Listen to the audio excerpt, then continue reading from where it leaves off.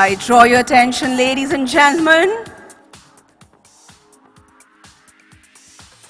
The Honorable Finance Minister of India, Srimati Nirmala Sitharamanji has arrived at the venue. A very warm welcome to you, Madam. She is being escorted by MD, CEO, NSE, Shri Vikram Limaiji. I request you, ma'am, to kindly take a seat on the stage while I also call upon the Chairman of SEBI, Shri Ajay Tyagiji, to please join us on the dais. Sir, please.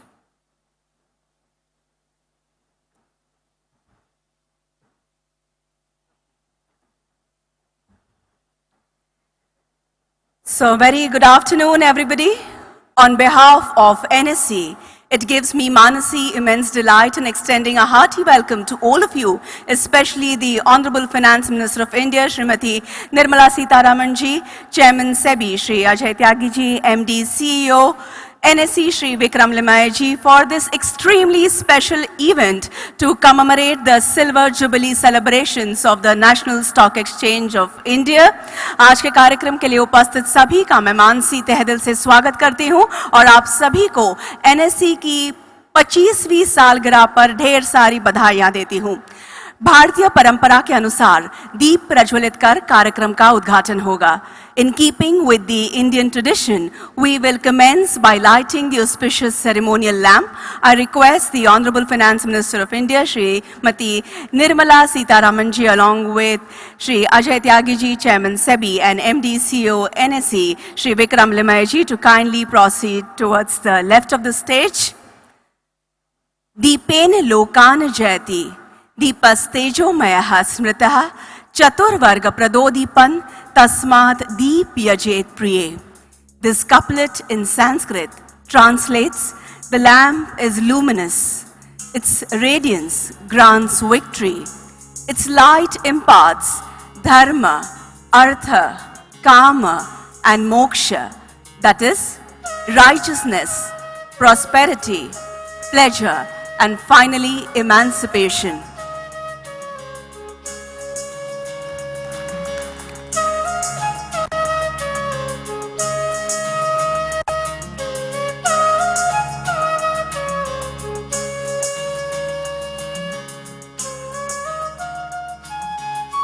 Those Shri Vikram Limaiji, MD and CEO NSE, for the welcome address. Sir.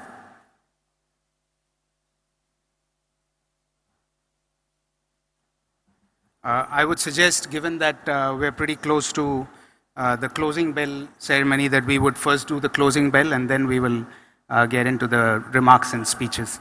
So if I could request Madam Honorable Finance Minister and Chairman SEBI to please walk across for ringing of the closing bell. We will then do the remarks after that.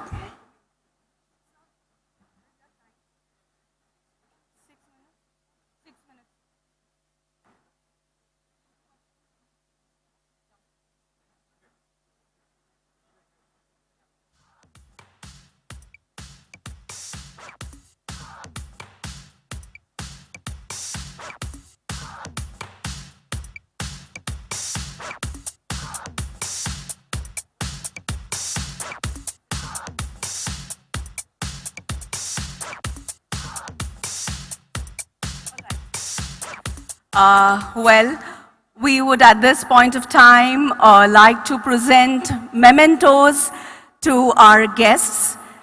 I would request MD CEO of NSE, Shri Vikram Limaiji, to please present a special memento commemorating the 25 years of NSE to the Honorable Finance Minister of India, Srimati Nirmala Sitharamanji.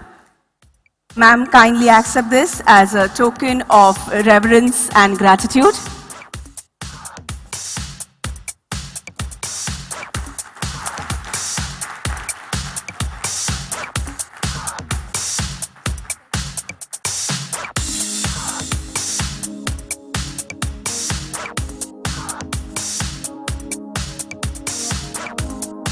Thank you. And a memento for the Chairman of SEBI, Shri Ajay Tyagiji. Sir, please accept this as a token of respect and appreciation.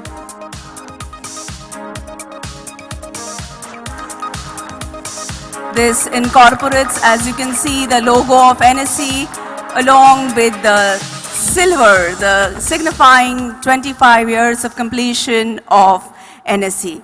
Yes, we are drawing towards the ringing of the closing bell time, which is exactly 3:30. It is 3:26 now. We have a few more minutes to go, but nonetheless, I would request you,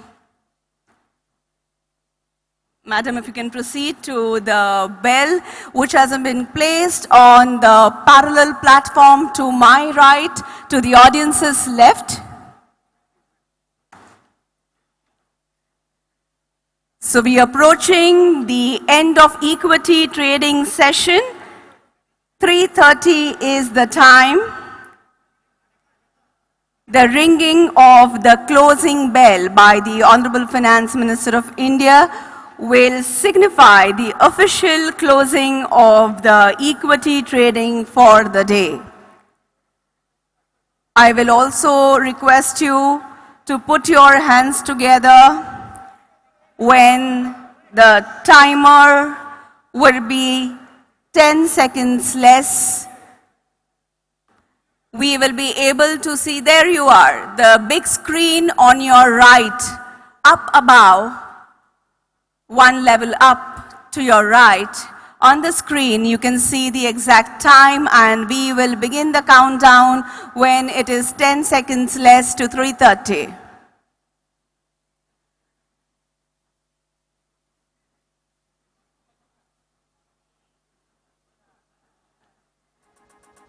The photographers who are in the front, if you are done with the pictures, please make way for all your fellow photographers who are behind.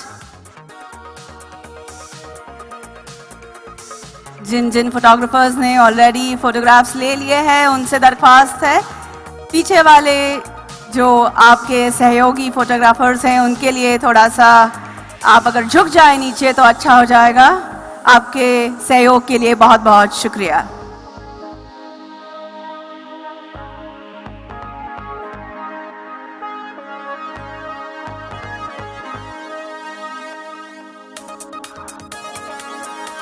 I'm sure the videographers are having no issues as far as the view is concerned.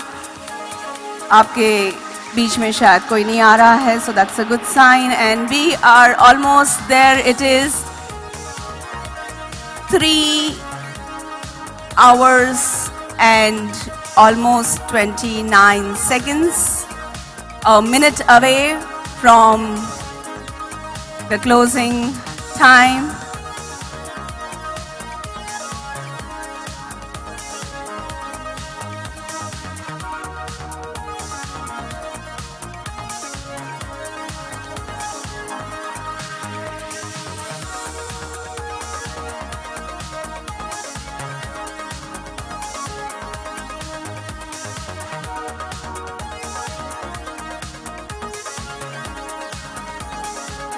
It's a matter of almost 30 seconds now.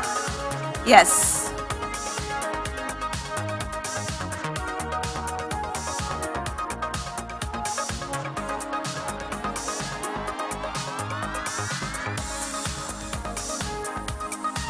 Well, we are almost there.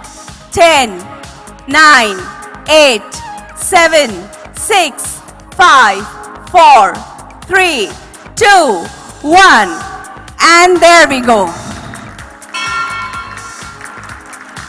Exactly 3:30, and the closing bell for today has been struck by the Honorable Finance Minister of India, Srimati Nirmala Sitharaman ji.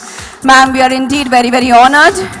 Thank you so very much, and I would now request you to please take your seats on the dais yet one more time, while I call upon Shri Vikram Limay ji, MD CEO NSE, for the welcome address.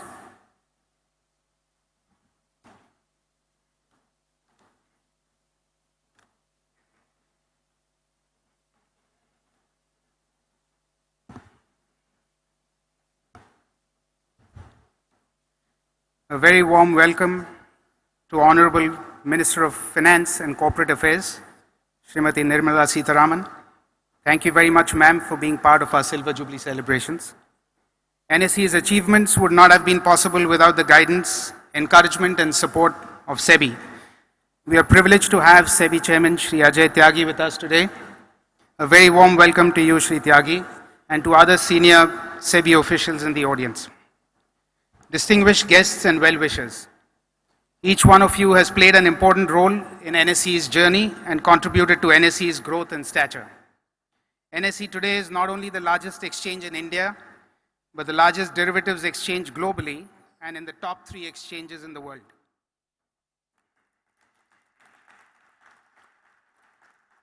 It is our honor and privilege to have you with us today. Under the able guidance of SEBI, NSE has helped transform Indian capital markets into one of the most sophisticated, robust and safe markets in the world. In its journey to set up a world-class modern exchange, NSE created many firsts. NSE was the first demutualized exchange in India, set up by leading financial institutions. At a time when it took years to get a telephone connection, NSE set up a satellite-based pan-India network to ensure market access to investors even in the most remote parts of the country. NSE set up the first Clearing and Settlement Corporation of India to guarantee settlement. Working under the guidance of SEBI, NSE brought in stringent risk management framework, assured settlements, a strong compliance culture, and a focus on investor protection to the markets. NSE co-promoted NSDL to lead the revolution towards dematerialization of securities to eradicate problems like bad delivery and fraudulent certificates. NSE has deployed cutting-edge technology to ensure that markets are not just efficient and robust, but are also easily accessible and safe for all types of investors. But there is still so much to be done to truly democratize markets and facilitate market access to all types of investors and issuers. The number of direct and indirect investors in the equity markets is less than 5% of the population, whereas comparable numbers for emerging markets are in the range of 12 to 15%, and for developed markets, they are in the range of 35 to 40%. This is despite the strong growth in the asset management industry over the last 3 to 5 years. It is therefore imperative that we redouble our efforts in further democratizing our markets. I would like to mention a few areas where concerted action from the government, regulators, MIIs, and market participants could help us achieve broader market access for investors and issuers. There has been a significant improvement in facilitating market access with streamlined registration and KYC process. However, to further expand markets, we need to further simplify the process. On the lines of the Jan Dhan Yojana, investors should be allowed to open their demat, brokerage, investment accounts with just a bank account and an Aadhaar number. Also, the ETF segment needs to be further developed to provide simpler and cheaper options for investors. While the Indian markets have a significant retail component, it is extremely important to ensure that institutional participation in markets is enhanced and institutions have seamless access to a variety of products to earn appropriate returns or manage risks more efficiently. A comprehensive review of institutional participation in equities, equity derivatives, and corporate bond markets should be undertaken to better align regulation and risk parameters to facilitate greater involvement of pension funds, insurance companies, banks, and mutual funds in markets. Over the years, Indian markets have become one of the most sought-after destinations given the attractiveness of India as an investment destination and the growth prospects of the Indian economy. Incidence of multiple taxes from STT, capital gains, stamp duty, and GST on capital market transactions is affecting the competitiveness of Indian markets compared to peers. A streamlined tax structure would significantly enhance attractiveness of our markets, and wider participation would enhance liquidity across securities.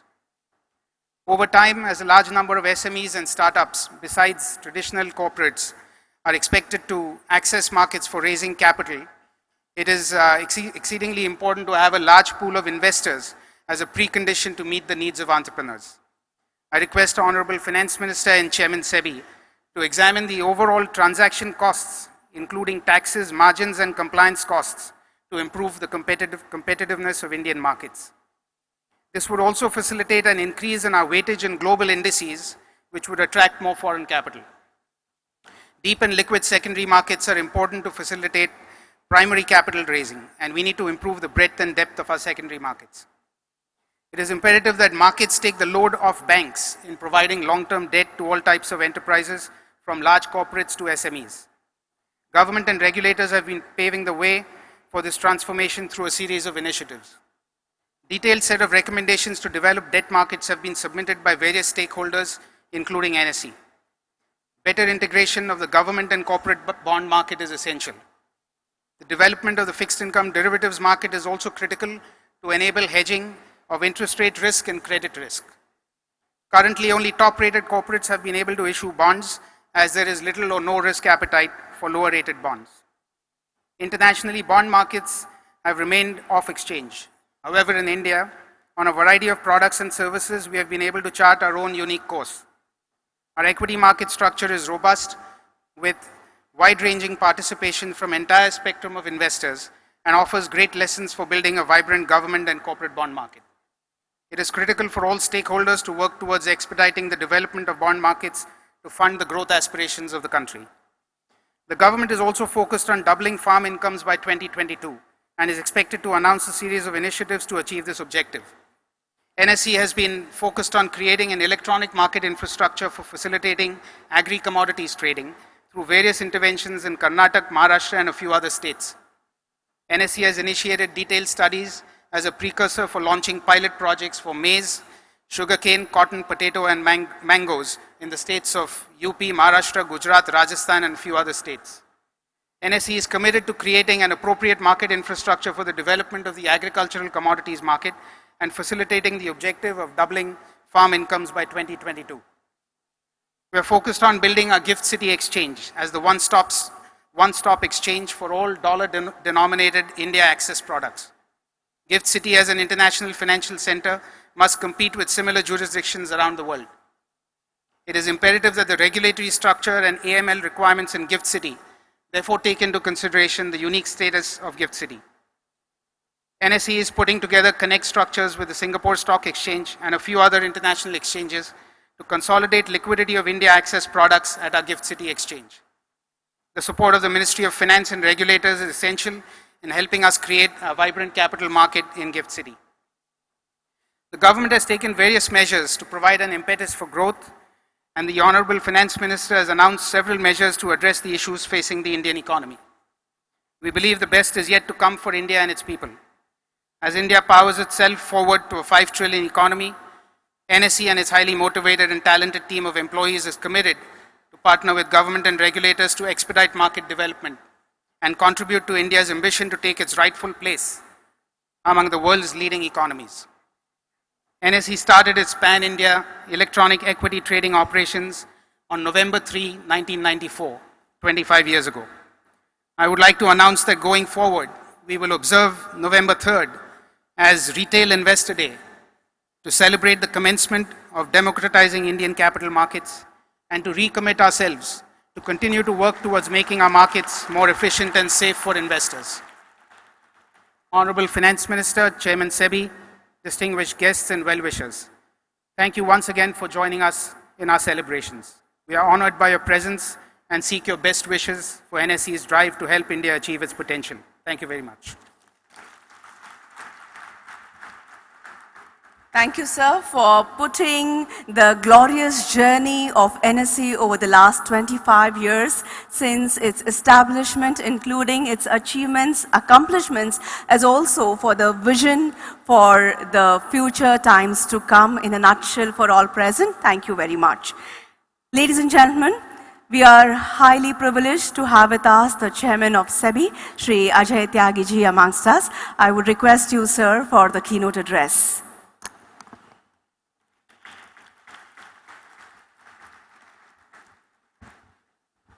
Honorable Finance Minister, MD and CEO of National Stock Exchange, ladies and gentlemen. Let me begin by congratulating NSE on completion of 25 years of successful operations as a stock exchange. Development of capital markets India has seen an exciting and challenging journey. We have come a long way from open outcry system to trading to the present state of art electronic trading system in the stock exchanges. Indeed, it's a matter of great satisfaction that India today has capital markets of world-class standards. I'd like to briefly speak about the growing importance of capital markets first. Size and depth of capital markets in a country is an indicator of its economic development. Our market cap to GDP at around 78%, though impressive, is far below many of the developed countries. That is, for example, USA 151%, Japan 120%, UK 116%. Faith and trust are of utmost importance for the growth of capital markets. All stakeholders need to have the required comfort with regard to fair play and justice. While the ease of doing business for entrepreneurs in raising capital is important, investor protection is equally or even more important. In fact, both aspects are interrelated and need to be dealt with in a combined manner to have a functional capital market. During the last 2 years, the amount raised through capital markets in India has been around rupees 9 lakh crore per year, of which about 25 to 30% has been equity and 70 to 75% has been debt securities. This amount is comparable to the incremental credit disbursed by the banks in this period. This demonstrates the growing clout of capital markets. One area which requires much more attention and a unified approach amongst regulators is the development of bond market. The present NPA position of banks adds urgency to such a development with a view to providing alternative route for raising debt by entrepreneurs. A deep and well-functioning bond market would further add heft to the capital market in India. Now briefly on the technology, which has been a game changer. Use of technology has played a major role in affecting the transformation of capital markets.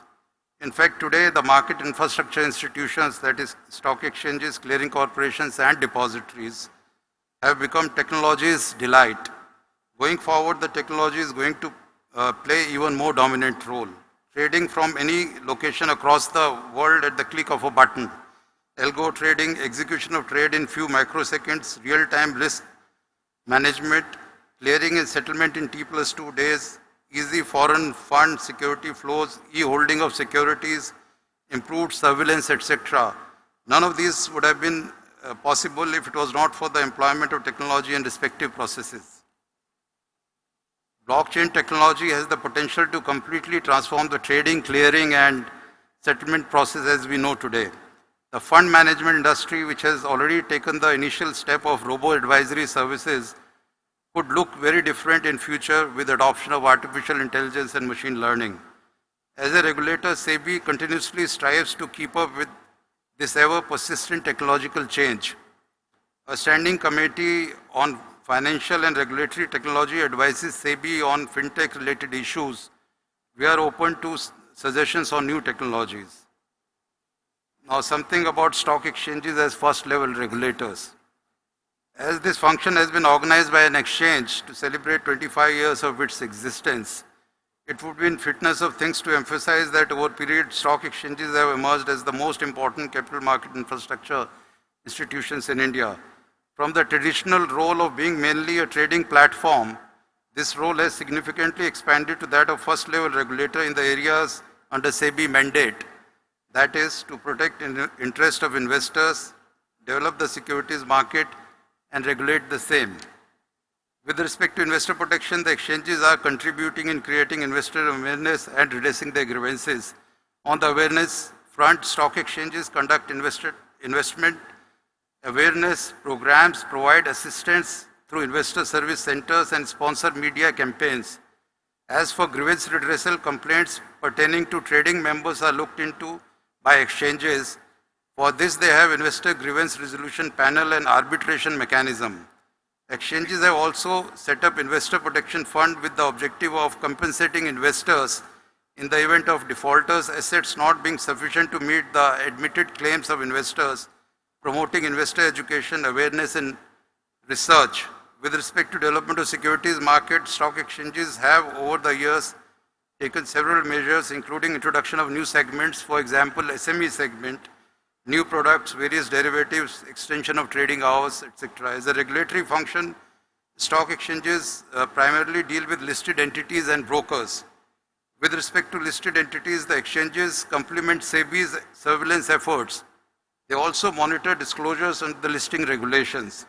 As for brokers, supervision is essential to ensure that trading and settlement is as per prescribed norms. Exchanges provide the risk management framework for brokers, conduct on-site inspection and take regulatory action wherever required. The increased role of exchanges in discharging regulatory functions comes with a whole lot of responsibilities. For instance, the exchanges would need to follow governance norms much better than what they preach for listed companies. I would like to put emphasis on two important aspects here. While exchanges are for-profit commercial entities, they need to devote sufficient resources for regulatory functions. Further, they should abstain from misusing their oligopolistic position by having exorbitant and unreasonable fee structure. As I said earlier, faith and trust are important pillars for the development of capital markets. The conduct of market infrastructure institutions has to be above board. Maintaining integrity and ethical work culture is of paramount importance. Coming to the issue of retail participation in capital markets, any discussion on democratization of capital markets in India would be incomplete without emphasizing on the role of retail participation in capital markets. Increasing retail participation in growth and success of capital markets has been one of the avowed objectives of SEBI. 25 years back, total market cap was around 4 lakh crore, which now stands at around 150 lakh crore, in which retail investors are major shareholders. On the depository side, starting from scratch, the total depository accounts have now reached more than 3.5 crore. From a time when retail investors were primarily concentrated in major cities constrained by physical share trading and settlement, today we have retail investors participating from the entire length and breadth of the country. Unlike several countries in India, we have a significant retail participation at the IPO stage itself. To facilitate retail participation in IPOs, SEBI has taken measures such as minimum allocation for retail investors, SBI facility, and enabling use of UPI in the IPO process. The phenomenal growth of mutual funds is another success story. The number of folios which can be considered as a rough indicator of retail participation has reached around 8.5 crore. The total asset under management of mutual funds stand at more than rupees 24.5 lakh crore. Mutual fund industry has expanded their reach beyond the major cities, as evidenced by the fact that now more than 15% of total industry AUM is coming from beyond top 30 cities. Rationalization of total expense ratio charged by mutual funds has helped in passing the benefits of economies of scale to the investors. 25 years back, retail investors are focused primarily on equity. Today, retail investors are active investors in a variety of investment products, including bonds, derivatives, commodity derivatives, etc. In this year's budget, with a view to bringing retail investors to the government bond market, the Honorable Finance Minister has announced the interoperability of RBI depositories and SEBI depositories to bring about seamless transfer of treasury bills and government securities between the RBI and depository ledgers. SEBI is working with the government for the early fulfillment of this budget announcement. To conclude, as the size and complexity of capital markets increase, the role of regulator, market infrastructure institutions, and market intermediaries will become more challenging and demanding. Constantly changing technology would keep everybody on their toes. The stock exchanges would need to devote sufficient resources for monitoring, surveillance, and enforcement to keep the trust of investors in the market.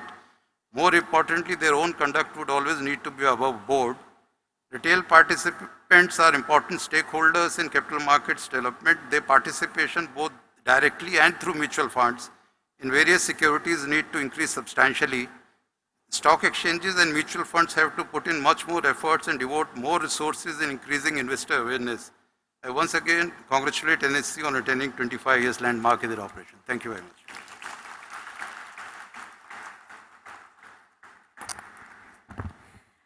Thank you very much for those valuable insights.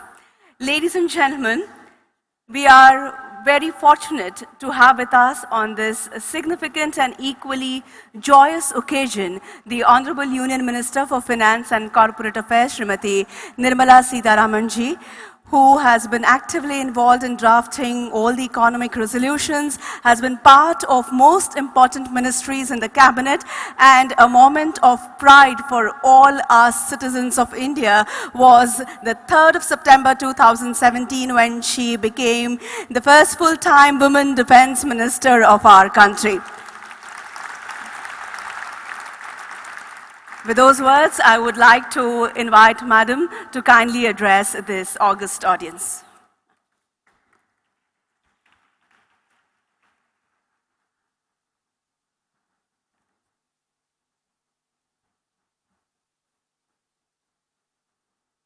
Namaskar. First, let me thank Mr. Limai for giving me this opportunity to be here today. Although ideally I would have loved to be in the morning to open business rather than close business. So, not so much to criticize Mr. Limai, but I did, as soon as I come in, have this thought, and as soon as I came in, I did ask him, was there a purpose? Have people done this before? Or I'll be the first one even on that to say, oh, she came to close the business.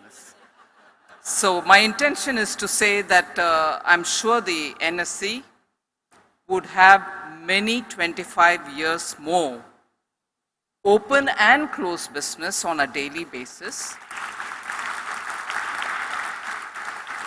and achieve that kind of a success which they've achieved in 25 years, multiple times more, and be the pride of this country. I'm indeed very honored to be part of this institution today. You've achieved something which many other countries, even if they are very well exposed to developed financial market, stock market systems, have not achieved. So there's never enough to say about the NSE's performance in the last 25 years. And therefore, today marking the 25th anniversary, for me to be here, I feel extremely honored.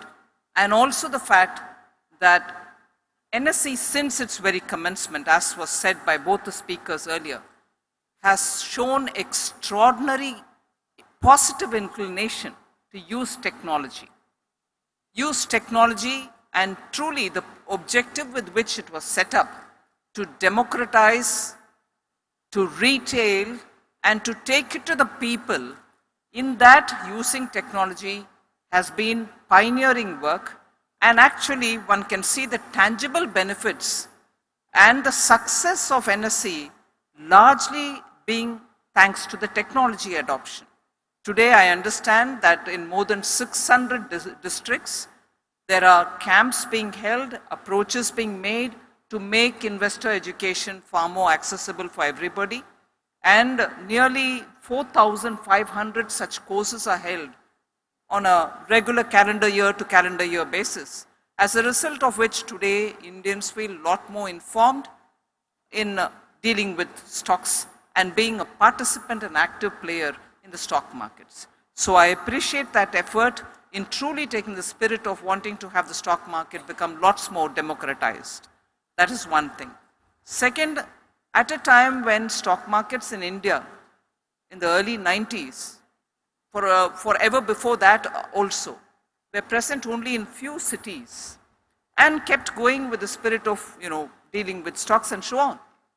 It was post the NSE setting up that truly, not confining itself to the metropolitan cities alone, nearly 2,000 cities have been covered, and there are 200,000 terminals available for people to be able to be active in the stock market.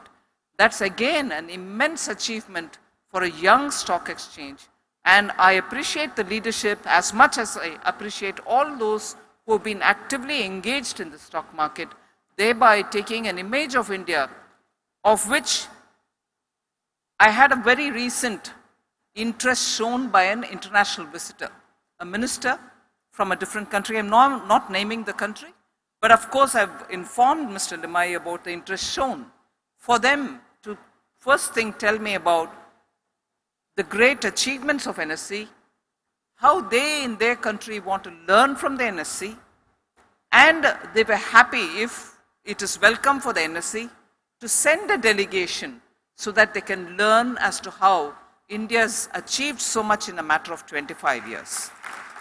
So,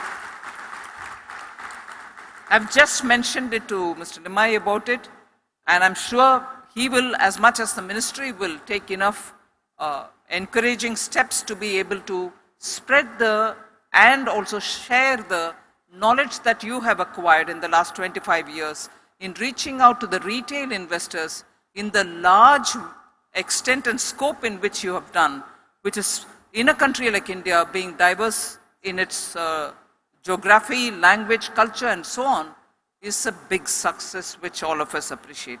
And therefore, again, on 3rd November, to hold a Retail Investors Day on a regular annual basis is only to underline how you honestly do believe that it is the retail investor who is going to make this stock exchange vibrant and active, and it is that which gives you the strength compared to any other. So I think deciding to have November 3rd celebrated as Retail Investors Day is a fantastic step forward, and it is going to bring in more Indians towards the stock market. I underline that because it's a well-known fact, but I thought this is a very appropriate occasion to say it. India is still dependent on banks for debt functioning. Bank alone cannot serve that cost. And that is why I'm very happy that even as I stepped into this ministry, there were enough efforts being made by the bureaucracy, and I credit them for it, for looking at deepening the debt market in India, to widening the debt market in India. And the efforts which are being taken, and I'm also eager now to recognize the advice given periodically to us by various experts who are seated here. I can name each one of them, but I duly respect and thank each one of you all for that kind of a regular interaction and giving us inputs so that India's debt and equity market can equally be strong in playing a big role towards determining our economic affairs. And with that said, I would like to just underline the fact that India needs a vibrant stock market. You at the NSE have proven that it is possible for us to have completely homegrown solutions, be it technology, be it the kind of platforms that you're using, be it the way you organize yourself. A completely homegrown, sustainable model for a stock market is something which many countries, as I said earlier, want to learn from. Together with you and with the IFSC, the gift city in Ahmedabad, I think we are giving a picture to the whole world that here we go, we have for an emerging market a very strong institutional strength in the form of the two institutions of NSE and the IFSC, and therefore the interest which is being shown by many of the sovereign funds today to want to enter India, to want to benefit from India's institutional framework is something which is not just for the interest or the earnings that they come for, but they also come because they have trust and faith in the way in which, as per law given, you have organized yourself. And because it's a very transparent way, the way in which foreign funds or the sovereign funds, pension funds, all of which are coming today with great enthusiasm is recognizable. Mr. Tyagi, of course, spoke, and Mr. Limai spoke about the way in which the government's policy is now looking at doubling farmers' income, reaching out to every citizen to provide their homes. We are in the ministry, as you know, since August, we have been announcing various interventions in such a way that the market is revived, the people and the consumption, the demand is revived. So even as we're doing it, there is a lot of work to be done yet. One particular sector which I have not touched, but which has a lot of impact, causal impact, and also effect kind of an impact from the stock market is the real estate. Real estate sector requires a lot more attention because the sluggishness which prevails there is got to be addressed. And I'm glad to say there are alternative funds which are now approaching us saying we would like to do something with you all. So long as there is some support mechanism available for reviving the real estate sector, whereby the core industries which are going to supply material are not only going to benefit, but also several home buyers who are looking up to the government to give them solutions are also keen to attract and some attention from the government so that solutions are offered to them. Why is so much importance given to real estate? At least I want to present before you, because it has a spillover effect on very many sectors. Not just the middle class home buyer, but the fact it on and off depends very keenly on the core industries. It is going to have a very serious positive impact, and therefore when funds approach us, when funds approach you, the keenness with which India's core sectors are in their mind and the passage to approach them are through these various sectors like the real estate. Government of India is very keen to and is working very clearly together with the RBI to see how best we can, where necessary, tweak the existing laws to help the people who are affected in this one sector, which I have not really completely addressed till now. So, not to take more of your time, I've arrived late. I'm sorry about that because I think too many things are happening. The flight or the Mumbai airport, where one of the runways is busy. So we kept hovering over, and I was looking at the stock market building, if I can convey. So it has been today a bit of a trying time for Mr. Limaing and for all of us. But once again, I want to thank all of you all, active participants in the NSE, being one of the world's well-noticed, tech-savvy stock exchanges. I wish you all very well, and I'm sure we are looking forward to brighter days ahead. Thank you very much.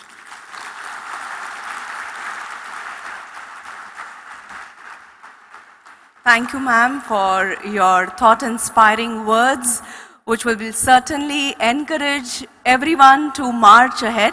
Thank you once again. And on that positive note, ladies and gentlemen, we will conclude this memorable segment of today's event. I thank the Honorable Finance Minister. I thank the Chairman SEBI. Madam will now depart from this atrium and proceed for another meeting. Thank you very much. Please remain seated. We will continue the program.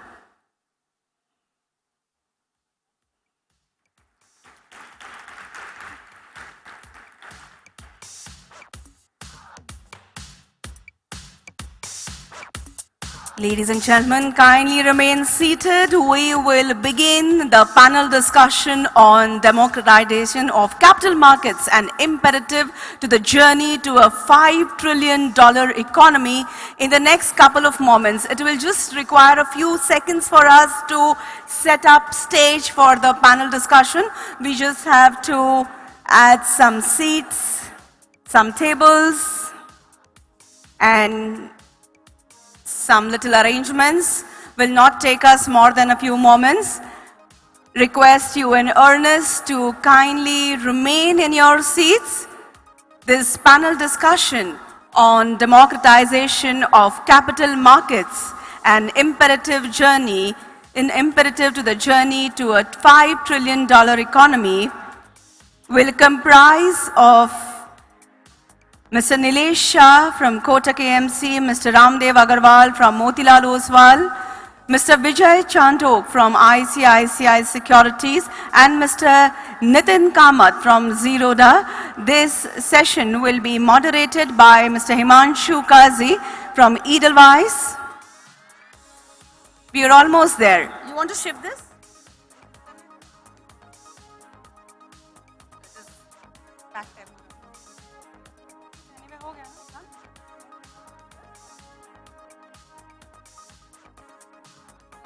Okay, we are almost set.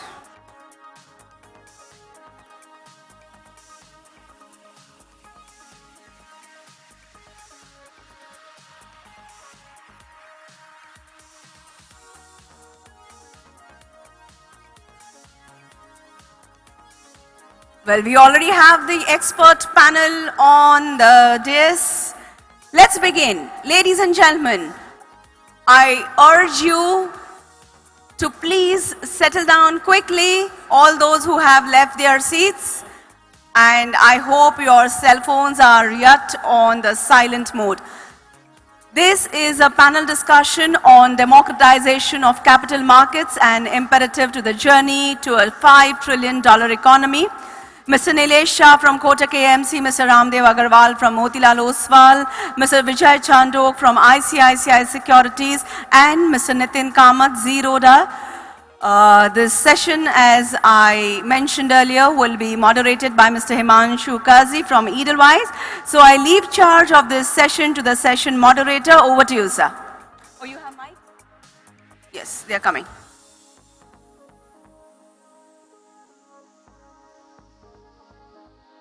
Okay, all those who are yet standing, you may also occupy the sofa seats which are in the front. Those who are behind, those who are seated in the chairs behind, you may please occupy the seats in front, better for interaction because we have kept a small segment for question and answers towards the end of this session. Mr. Ghazi, over to you. Good evening, and I think it's a tough act to follow, the Finance Minister of India, both for her wit and her candidness. But I think this session, when Ravi called me up and said that, would you mind moderating it? I said, it didn't take me much time because I think this is a subject matter which is close to all our hearts. I think whether as intermediaries, as customers or as regulators, this is one of the most important topics. India is on a long-term growth trajectory with short-term hiccups as we see it. However, in the midst of all this, we have a target to reach $5 trillion economy. And that is not possible unless we invigorate the markets. And one of the most important way of doing this is democratization of capital markets. Over the past few years, we have seen true democratization of credit markets, where actually the underprivileged has started getting money. But democratization of capital market, if it was to be measured through a benchmark of retail participation in the equity and the debt market, there is still a lot that needs to be done. I think we need that kind of a resolution because the possibility is immense. In US, every second citizen owns a share or an equity share. In China, that number is supposed to be 75%. Even in case of mutual funds, the penetration, the GDP, MF AUM to GDP percentage ratio is somewhere in the range of 80 to 100% in most developed countries. We are at 15%. On retail participation, we are at 4%. So clearly there is a long way to go. And I think we are a country of savers. Despite the fact that we are a country of savers and with such a large population, it is imperative that the capital that we save goes to the financial instruments, which ultimately will lead to financing of the productive economy and also generate returns for the investors as a whole. This is going to be the focus of this discussion which is democratization of capital market, but with a special emphasis on retail participation. So I welcome all my panelists here. Nobody needs introduction, I guess, so I will just cut short the time and go straight to the questions. Nilesh, I would like to start with you. You are now having an additional responsibility, as we all know, and therefore probably you are the right person to answer this question. I think we have a growing middle class and we've seen that happening over a period of time. Why is investment in financial instruments still, especially through capital markets, so less in your view? What are the causes? So one of the reason is that most of our savings goes into real estate and gold. Now buying of gold is just walking into jewelry shop and purchasing whatever you want. When you come to financial market, you have to do KYC for opening a bank account. You want to open a demat account, you have to do 60 signatures even today. You want to open a mutual fund account, do a further KYC. We have created so many barriers for an investor to do a financial investment. On top of it, if he has to read the entire offer document of a mutual fund, I can assure you that he'll never be able to invest into a mutual fund scheme. So this is one part. The second part is real estate, which still allows cash to be parked. I mean, yes, there has been a lot of officialization of real estate, but there is a still fair amount of cash to be parked. In mutual fund, when a person is paying through a bank account, receiving money in a bank account, for an investment above 2 lakh rupee, there is still an income tax notice waiting.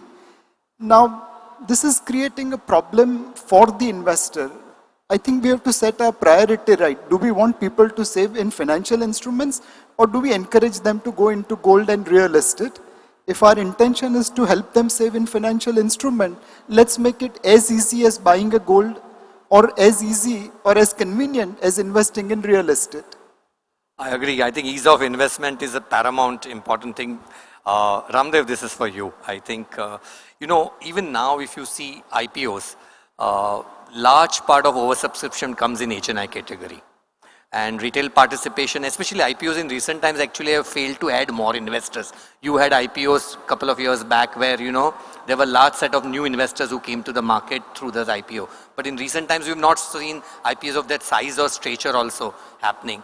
So what can be done to encourage retail investors to come to capital market through the route of primary markets, basically?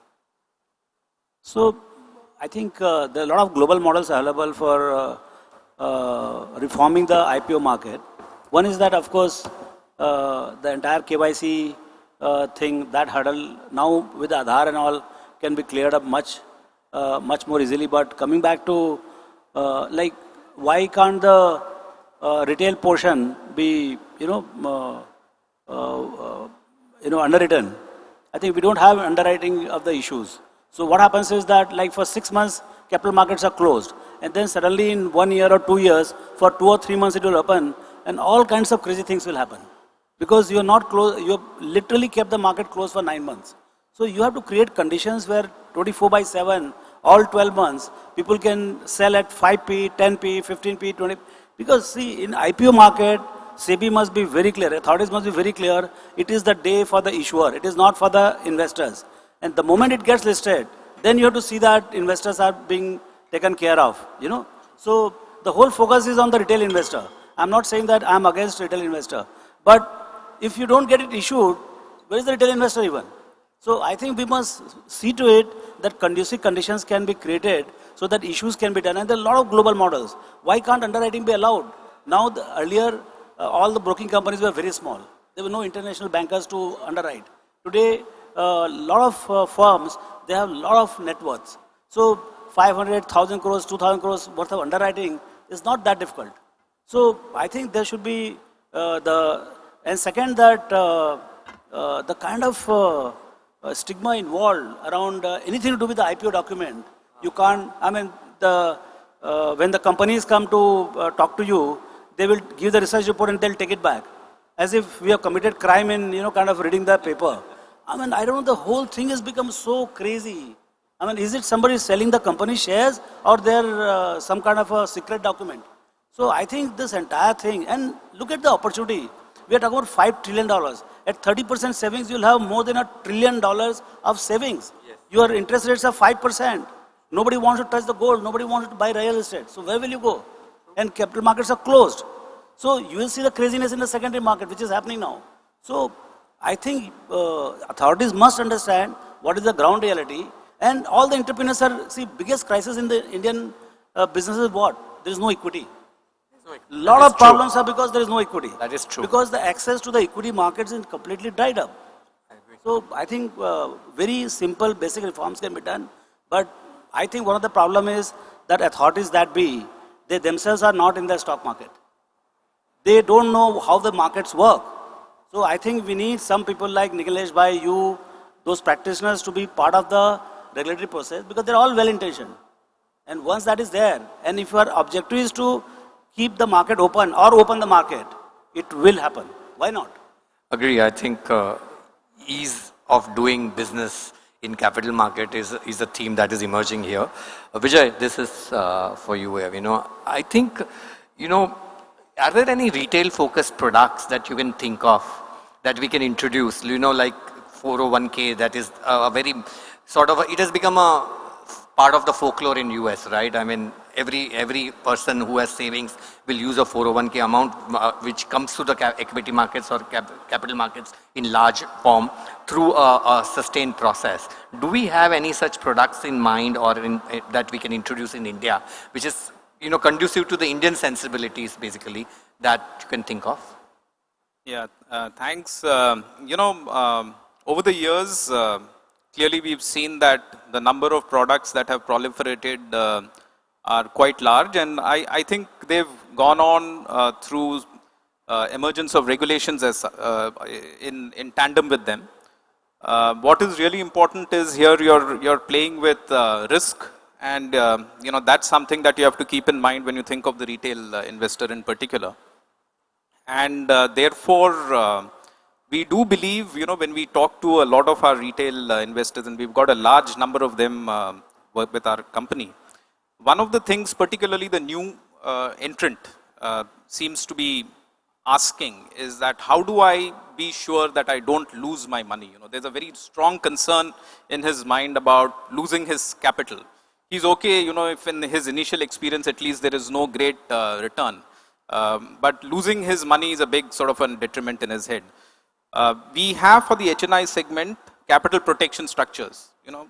The structures word sounds very complicated, but I think it's possible to simplify it and put a wrap around it, make it small bites, which is $500, $1,000. Capital protection structures, not really protecting capital to 100%, but maximum loss you can have is, let's say, 5 rupees on your investment or a 5% of your investment, but you have this upside. These kind of structures which are very simple to understand, which has got a protection around it, which are blessed by the regulations, which are exchange traded, which can be listed. We believe that that can be one very interesting innovation that can come into the markets. In addition to that, when we also think about democratization and bringing more people, retail people into the markets, we clearly see that there is a big segment which is sitting outside India, the NRI segment. They are rich, they are seriously interested in India, but if you really look at two things, the whole process of getting them to invest in India, and when I actually got into the details of this, I just felt that I should take one garland and put it around him for being so patient, to go through the process that he has to go through before he becomes capable of investing in Indian stock market. And despite that, we find that there is so much of tailwind and momentum in that space. So I think clearly that's a segment which is large, which is rich, and which is interested. And there are unnecessary, maybe unnecessary is a very strong word, but there are certainly historical mindsets through which they have to go through in the process of entering Indian markets. I think clearly there is a scope to address it. It is possible to do it through a combination of regulation, through a combination of digitization, which is possible, and make that vibrant segment access the market, which can be a very large segment in its own right. So I think these are a couple of thoughts that I have, how you could bring more vibrancy into the markets. I think they are interesting thoughts. Maybe, you can submit a paper like we do for many other things. And we will see about it. But I think, Nitin, coming to you, the recent trend, if you see in equity markets, has been that there's a shift of even retail investors towards derivatives market. And if you see the cash market is growing in mid-teens, while derivatives markets are growing at 50% per annum. And this shift, I don't subscribe to the view that derivatives is only speculative and therefore should be avoided at all costs. However, when you are a saver, the real returns will come through investing rather than trading. Ramdev is here, he will attest to that, and so will Nilesh. But what is the causality on this, that people prefer derivatives to pure cash investments when you have a low risk taking ability especially? No, the turnover on the exchanges are going up from retail brokers for derivatives, but that doesn't really mean the number of people trading derivatives is going up, right? Options are a significant portion of trading volumes today. And so options by nature require small amounts of premium to be present would generate a, like a large contract turnover, right? So, even at Zerodha, for example, we have more equity investors than we have futures and options traders. So only 30% of our customers trade futures and options. But if you were to look at us in terms of absolute turnover of contracts, maybe 90% of the turnover is coming from these 30% of people, right? So, no, I wouldn't say that, the retail investors are going towards futures and options. I think people are trading futures and options how they've always traded before. But I think with access to education, I mean, people are reading online, people are reading about options and all the different strategies that they can trade using options. I think that is kind of helping new people come in. And I would say that growth of futures and options traders is also in its teens. It's not really 50% as the turnover kind of suggests. So yeah, so I mean, I think investors are growing probably at a faster tick than futures and options traders actually. Fair enough. I take that point. Nilesh, coming back to you, I think, I think even Finance Minister mentioned about bond markets and fixed income. Being a savers country, should there be more focus on bond and fixed income market and equity? I mean, I'm sitting in NSE and I'm telling you this, but the fact of the matter is debt markets are multiple times bigger. It will help both the investors and the issuers if retail participation was there in debt market. What do you think can be done to encourage this? So I think there is acceptance now that bond market should be developed. And what we need to do for bond market, at least on the 25th year anniversary of National Stock Exchange, is to adopt Dr. R.H. Patel Committee recommendation on deepening of bond market. Many of its recommendations are pending since 1997, if I remember it correctly. And as a 25th year celebration of NSE, we should implement that product. Well, I think that's a very pointed ask from NSE, I guess. If I can take 5 minutes to show what is wrong in our market. So, we decided to launch interest rate futures. The whole market was trading on yield to maturity. But regulators decided to launch it on zero coupon yield curve. Zero coupon yield curve started creating more problems than actually hedging for the instrument. So for 3 years, IRF market never took off. Then there was acceptance that yes, zero coupon yield curve is a more perfect solution, but market is attuned to yield to maturity, so let's launch yield to maturity. But in the market, you have on-the-run security and off-the-run security. In many times, 10-year security, which is benchmark, yields lower than 13-year and 7-year security. Again, we missed the point and we said a benchmark and a non-benchmark security will be treated equally. On the line, off the line security will be treated equally. The buyers were quoting off the line, sellers were quoting on the line. In between, DST bus passed away, but trades never occurred. Then there was acceptance that yes, we messed up on the line and off the line. Then we said now we will accept that market has this idiosyncrasy of benchmark and non-benchmark.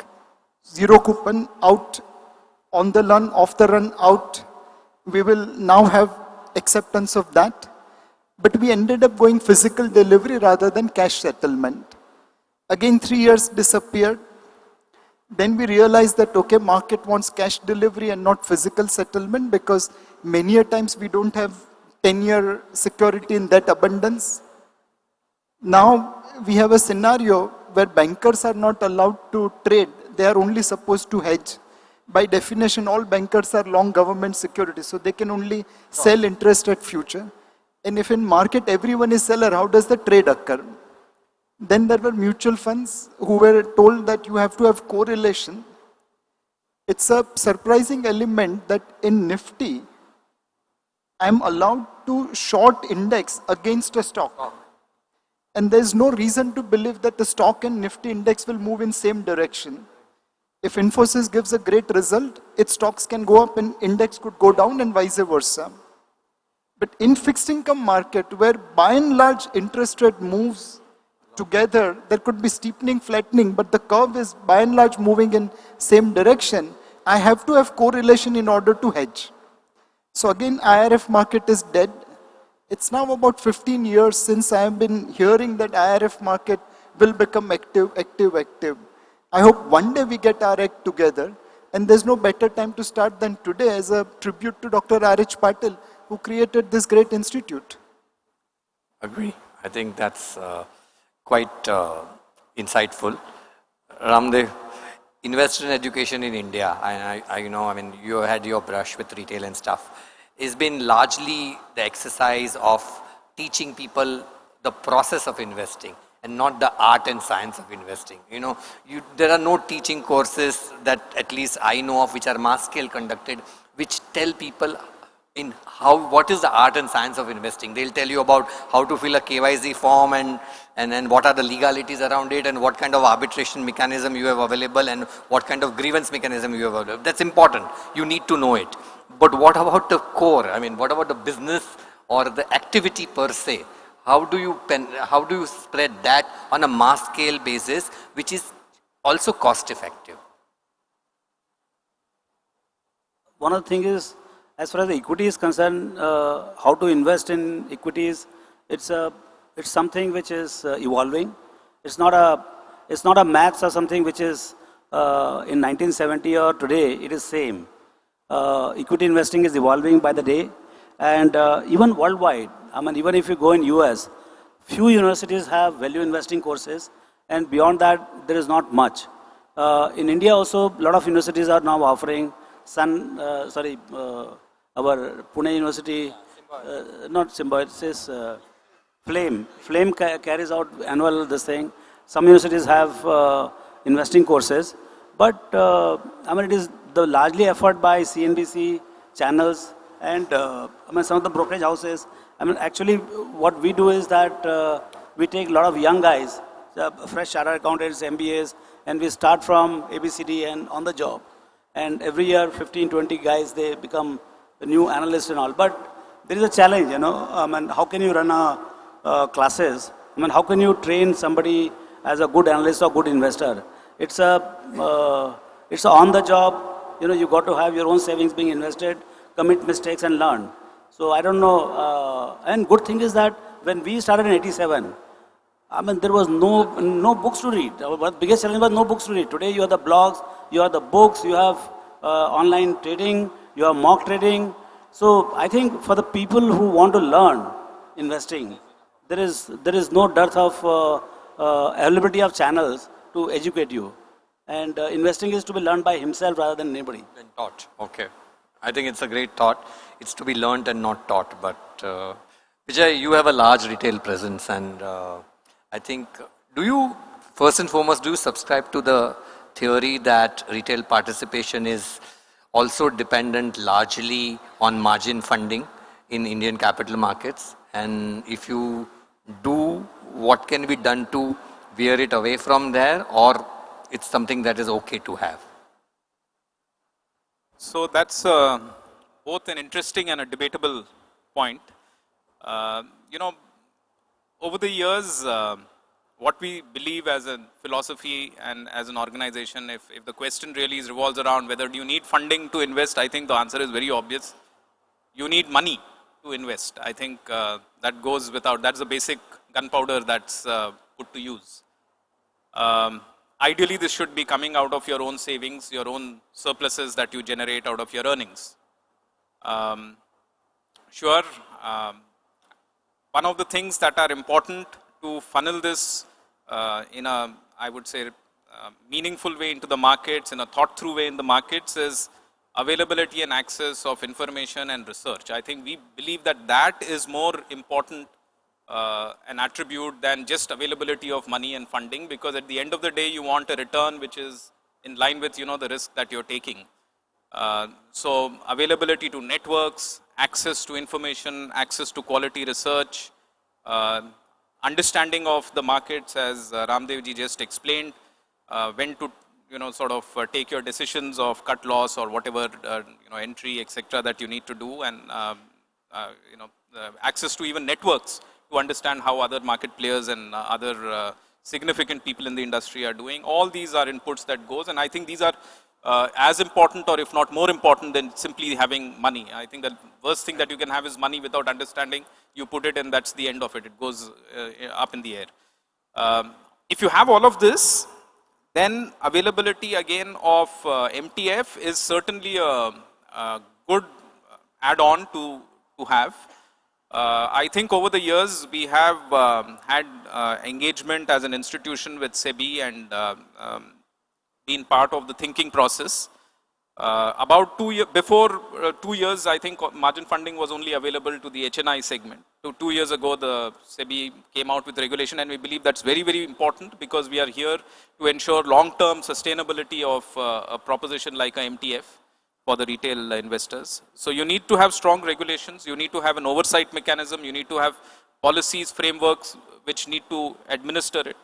And along with that, availability of MTF, I think, is a good thing to have because it adds to the breadth and ability of the retail investor. And our experience over the last couple of years as an industry has been, I think, so far so good, and it is growing.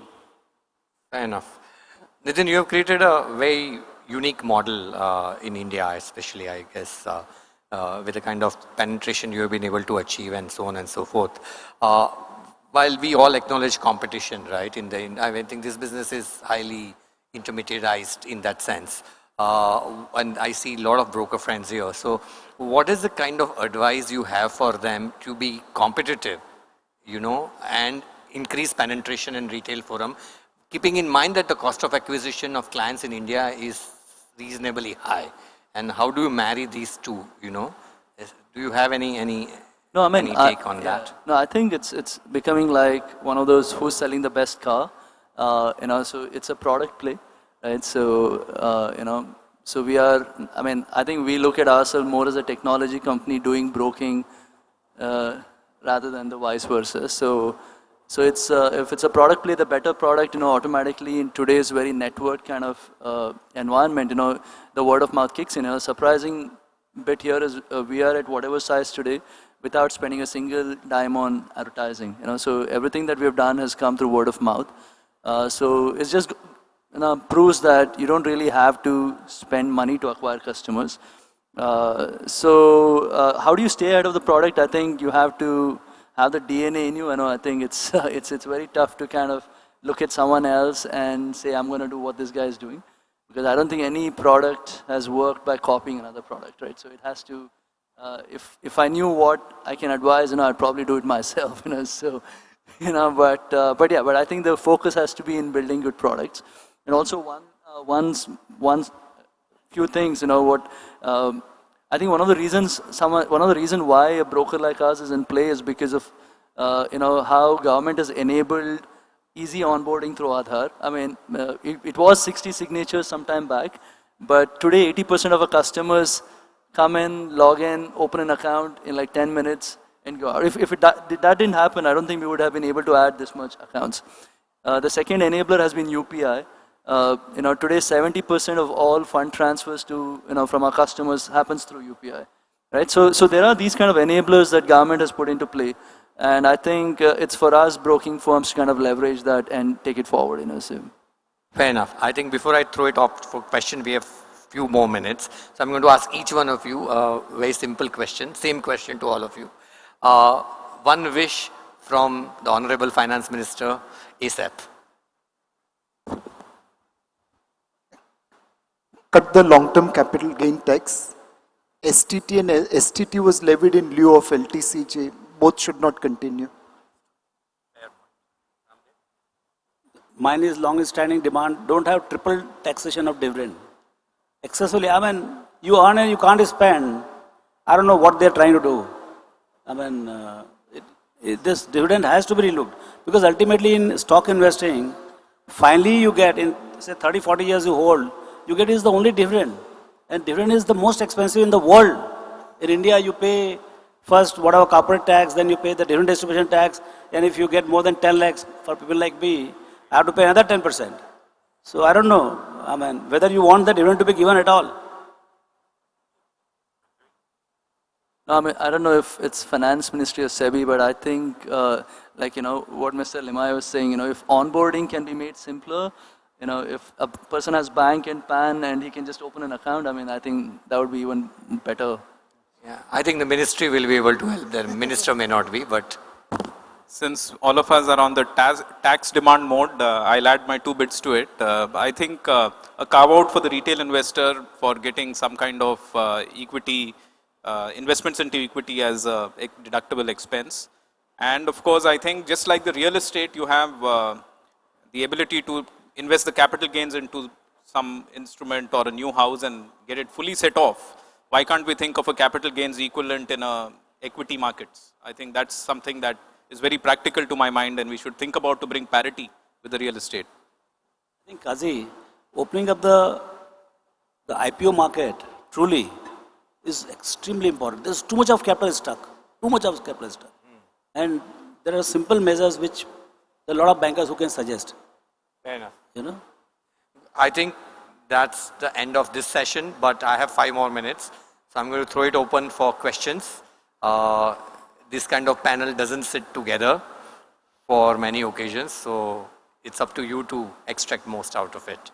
I'll leave the floor open.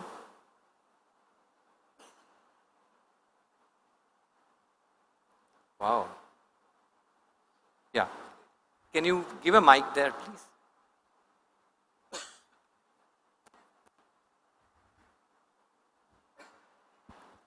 Yeah, good afternoon. My name is Anshuman. I work at NSE. So we are talking about retail investment. This question is to anybody in the panel who wants to take it. So I would request your attention to a blog post that Mr. Kamath had written some time back. It had gone pretty viral because of multiple reasons. One of them was he had quoted extensive data from access to data of his clients that he has. I don't know whether I can name the company or not, but he knows what I'm talking of. So at a point when a particular stock was falling, he had driven attention of us to the fall of that stock, and about 2 lakh of his client codes had already averaged that stock 4 times. This is what he had mentioned.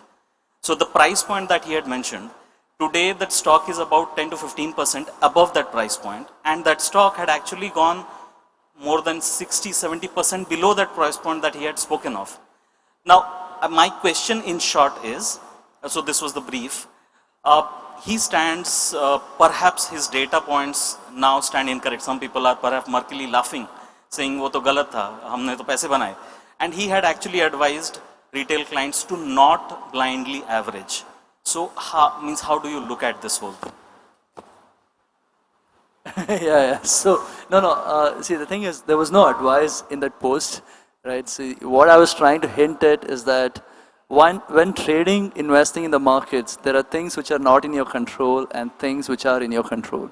And there's no point of worrying about which is not in your control.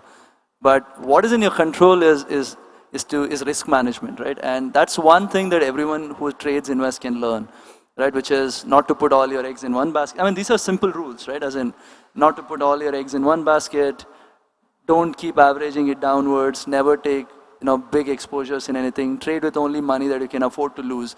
So these are rules that I was trying to explain to traders with an example of a stock where traders had gone horribly wrong. So there wasn't no price point to it, there was none of that. See, the thing is, I think today technology has enabled people with intent to trade, invest by offering them a great platform. But I think the real problem for someone like us or any other broker to solve is not really solve for people with intent to trade, invest. It's actually to solve for people who don't have an intent to invest. Right? How do you convert that person from there to actually help him invest? And then how do you ensure that he doesn't break these basic rules of trading, investing, right? I mean, this is like on top of a list of things to do. If you were to ask me as a business, as a brokerage business, Fair enough. Any more questions?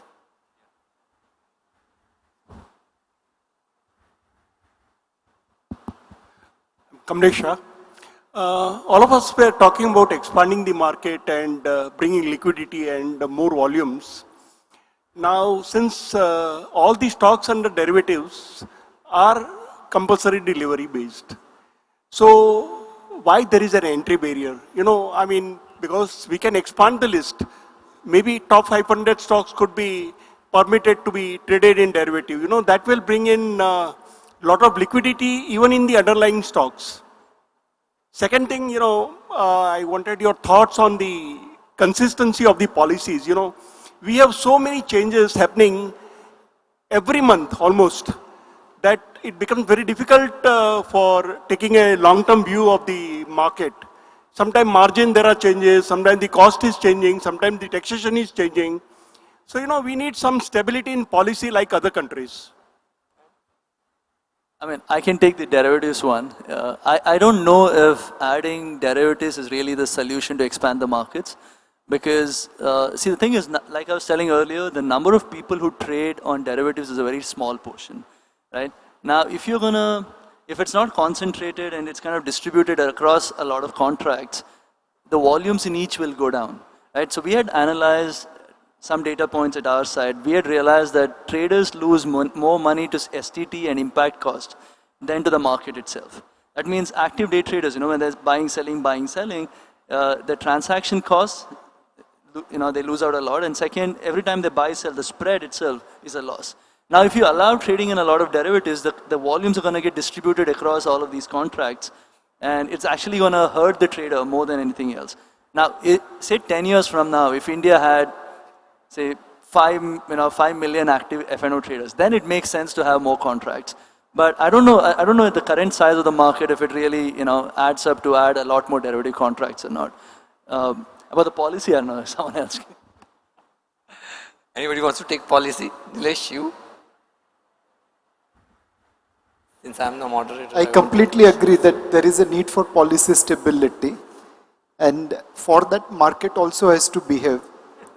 The regulator has to create rule for the lowest common denominator, and we as market participants do not do self-regulation. 99 brokers don't use customers' margin for wrong purpose, but that one broker who does, that creates bad name for entire broking community, and then regulator has to come and hit 100 brokers to ensure that that doesn't happen. So if we can do self-regulation, I think policy stabilization will come. Unfortunately, we have lacked a lot in creating self-regulation. Important. I think there's a... Hello, this is Vaishali here. My question is to Vijay sir. Like you said in your, some of the products can be devised, especially for the retail, somewhere, because apart from onboarding KYC, I think understanding the complexity of the product itself and for a retail investor, it's very difficult. Somewhere what you said, it sounded like a structured products. So don't you think, or maybe what kind of a product, because structured product itself is a very complicated game. So what would be that thing which will be really attractive for the retail investors? Yeah, so what I meant to say is that it is possible to package a structured product in a very simple to understand manner available in small bites for a retail investor, by cutting out the risks that are associated of the underlying with the issuer of the structured product taking on those risks. Because the issuer has the ability to buy derivatives on the back end and hedge that risk and deliver that promise.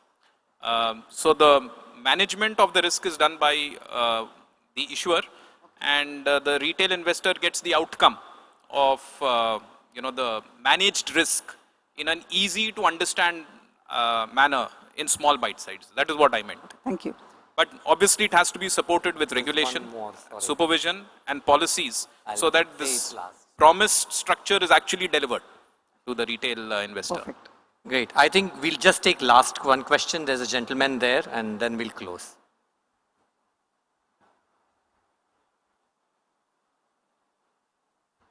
I'm Bharat Shah from Ventura Securities. This is slightly different question. Why all the equity face value should be 1 rupee? What is the hurdle? Because immediately we will come to know okay, what is the valuation and all this. Rather than 2, 5, 10. 1 rupee of all the equity. Face value of all the equity. What is the hurdle? I don't think even a rupee, even if you do 1 rupee, it solves the purpose. Actually, what is important for the people to know how many shares are outstanding. Because we have the old legacy of 10 rupees face value, 100 rupees face value. From 100, we came down to 10, and then from again the split was allowed. So finally, worldwide, number of shares outstanding is the most important thing.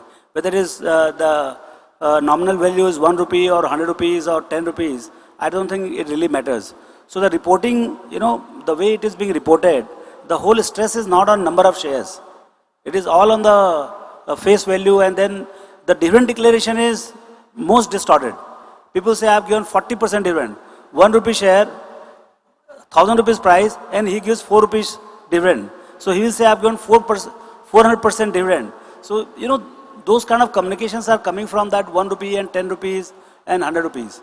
So I think what is important for you as an investor is to understand number of shares outstanding or market cap of the company, because the price multiplied by number of shares will determine the market cap. I don't understand what is the meaning of 10 rupees or 100 rupees in now liberalized environment. Great. I think with that, we'll bring in close to this session. Thank you very much, gentlemen, for being here, and thank you very much. Just give us a second. Please remain on the dais, gentlemen. You all will agree it was an engaging deliberation. I would request Mr. Nagendra, Head IFSC, NSE, and Head Commodities to kindly felicitate our expert panelists. Please, beginning with Mr. Nilesh Shah from Kotak AMC.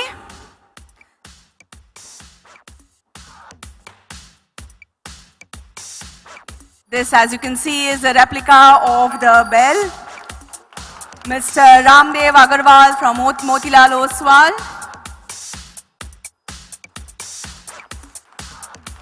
Mr.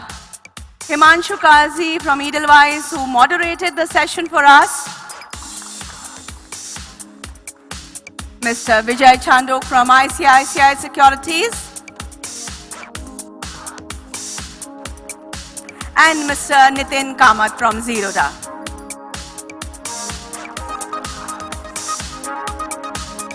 I would also request Mr. Nagendra to kindly propose the vote of thanks. Good evening. On behalf of NSE and the entire family, special thanks to Himanshu for managing this panel pretty well, because, the dais is fully loaded with eminent personalities. So, see, I've been with NSE since 94, so I know, what it takes to be on this stage, and, I take this opportunity, and it's a great privilege to be in front of you, and I take this opportunity to thank each one of you, and a special thanks to all the special invitees who have come down from Delhi, Bangalore, and other places to make this event a really memorable one. Thank you so much.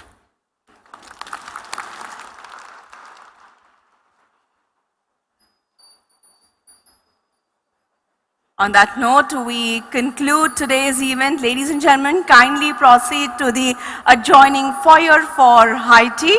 This is Manasi taking a leave. Thank you for being a wonderfully lovely audience. Have a great time ahead. Thank you.